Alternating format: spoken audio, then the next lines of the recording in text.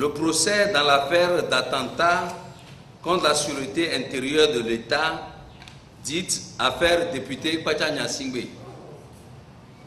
Il s'est terminé par et avec la condamnation de vrais innocents à des peines d'emprisonnement allant jusqu'à 20 ans.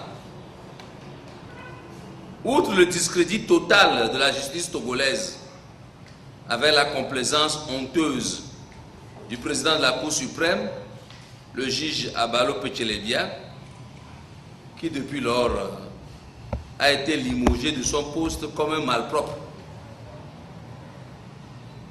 Le procès a révélé aux yeux du monde le vrai visage et les méthodes abjectes du pouvoir Faure Gnassingbé. L'attaque du domicile du député Kpacha Gnassingbé dans la nuit du 12 au 13 avril 2009 par un commando de la FIR, Force d'intervention rapide, une unité d'élite des forces armées togolaises, dirigée par le chef de corps, le colonel Félix Abalo Kadanga, n'était en réalité qu'une tentative d'assassinat.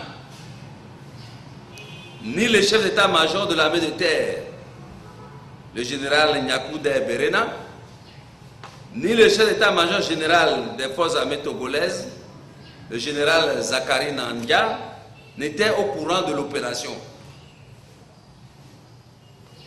2. Le procès donc a révélé que la torture est érigée au Togo en méthode de gouvernement, avec la complicité évidente des plus hautes autorités de l'État, notamment à l'Agence nationale de renseignement, ANR, dépendant directement du président de la République et dirigé par le lieutenant-colonel le Trophée Massina. 3. L'affaire d'attentat contre la sûreté intérieure de l'État a été inventée, en l'occurrence, pour régler, et de manière sanglante, la question de l'héritage laissé par le défunt président Gnassingbé Eyadema. Les révélations faites à la barre à cet effet par le colonel Roch Gnassingbé sont sans ambiguïté.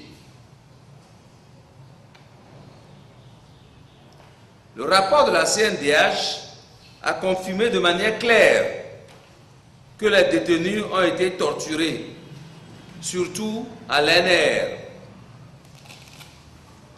Une procédure est actuellement pendante devant la Haute Cour de justice de la communauté CEDEAO et l'affaire sera évoquée le 30 octobre 2012, c'est-à-dire dans moins de 4 semaines. Il est évident que pour tout observateur attentif, le climat politique et social s'est brutalement détérioré au Togo depuis ce fameux procès que la sagesse aurait dû permettre d'éviter. 1 an après, 10 condamnés croupissent toujours en prison. Il s'agit de 1.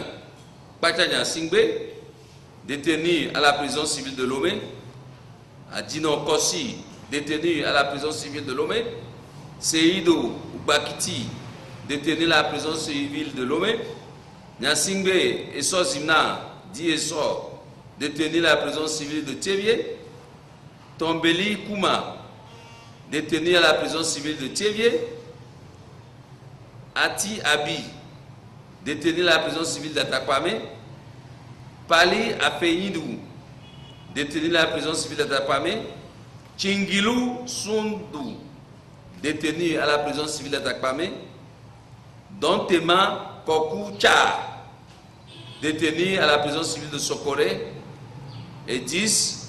Sassou Efoué Sassoui, détenu à la prison civile de Sokoré.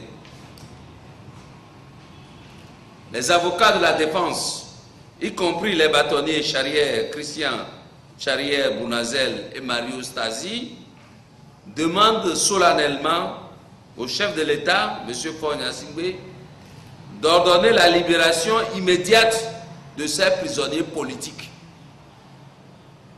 Il y va de l'apaisement du climat politique et social dans notre pays et du crédit du discours officiel sur la réconciliation nationale.